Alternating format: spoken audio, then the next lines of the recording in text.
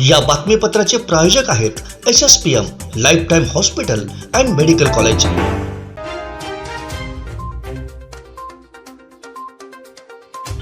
वेंगुर्ला तालुक्यातील रेडी द्विभुज गणपती मंदिरात माघी गणेश जयंती उत्साहात साजरी झाली। यावेळी गणेश भक्तांनी श्री गजाननाचं दर्शन घेत महाप्रसादाचा लाभ घेतला। कोकणातील प्रसिद्ध आणि जागृत देवस्थान असलेल्या वेंगुर्ला तालुक्यातील रेडी येथील द्विभुज गणपती मंदिरात माघी गणेश जयंती निमित्त गजानन देवस्थान रेडी नागोळेवाडी यांच्या मार्फत विविध कार्यक्रम पार पडले। यावेळी सकाळी 6 वाजता श्री गणेशावर अभिषेक करण्यात आला।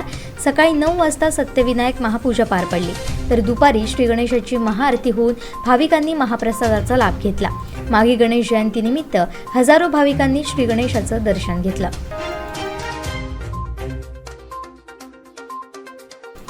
उपजिल्हा रुग्णालयातील नवीन इमारतीच्या ठिकाणीच 3 मजली इमारत उभारून मल्टी स्पेशालिटी रुग्णालय उभारण्याचा प्रस्ताव आरोग्य विभागाच्या प्रधान सचिवांना जिल्हा शल्य चिकित्सक डॉक्टर नागरगोज यांनी पाठवलाय, असं लेखी आश्वासन मल्टी स्पेशालिटी रुग्णालय उभारण्यासाठी आत्मदहन करण्याचा इशारा दिलेल्या ज्येष्ठ सामाजिक कार्यकर्ते वसंत उर्फ अण्णा केसरकर यांना जिल्हा शल्य चिकित्सकांनी दिलाय। यामुळे अण्णा केसरकर यांनी हे उपोषण स्थगित केलंय। सिंधुदुर्गात ठिकठिकाणी माघी गणेश जयंतीचा उत्साह पाहायला मिळतोय। कुडाळ तालुक्यातील विविध भागात माघी गणेश जयंती मोठ्या उत्साहात पार पडली। कुडाळ तालुक्यातील कविलकटा, एसटी डेपो येथील गणेश मंदिर, पिंगुळी हायवे येथील गणेश मंदिर तसेच विविध ठिकाणी हा जयंती उत्सव मोठ्या उत्साहात पार पडला। विद्यमान कर्नाटक भाजप सरकारचा कार्यकाळ मे अखेरपर्यंत संपुष्टात येणार आहे। त्याआधी नवं सरकार अस्तित्वात येणं आवश्यक आहे। त्यासाठी निवडणूक आयोगाने याआधीच अंतिम मतदार याद्या प्रसिद्ध केल्या असून 2 टप्प्यात विधानसभा निवडणूक होणार असल्याची माहिती आयोगाच्या सूत्रांकडून मिळाली आहे। पहिला टप्पा 7 मेला, दुसरा टप्पा 14 मेला होणार आहे। 21 मेला निकाल जाहीर होणार असून 23 मे आधी निवडणूक प्रक्रिया पूर्ण केली जाणार आहे, अशी माहिती मिळाली आहे।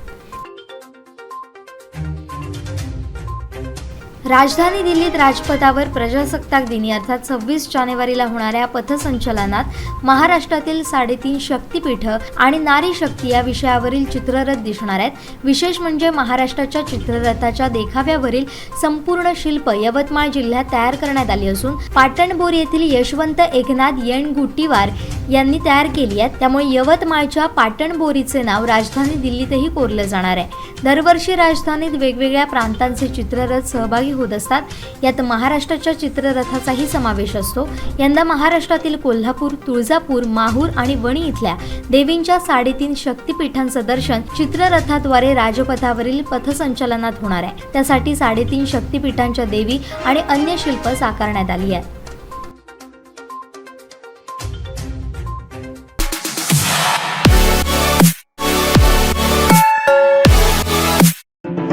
या बातमीपत्राचे प्रायोजक होते SSPM lifetime hospital and medical college. आमचे दिवसभरातले सर्व अपडेट्स, ताज्या घडामोडी आणि थेट लाईव्ह पाहण्यासाठी सबस्क्राइब करा, लाईक करा कोकणचं नंबर 1 महा चॅनल कोकण 7 लाईव्हचं YouTube चॅनल।